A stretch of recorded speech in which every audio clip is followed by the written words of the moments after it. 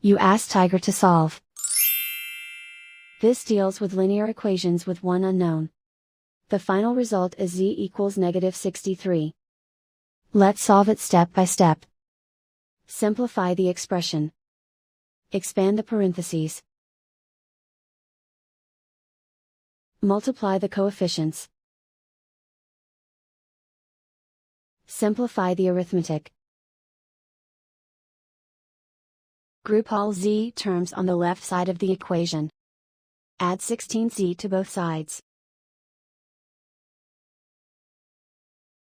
Group like terms. Simplify the arithmetic.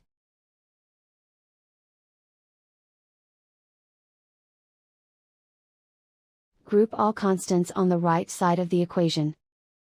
Subtract 126 from both sides. Simplify the arithmetic.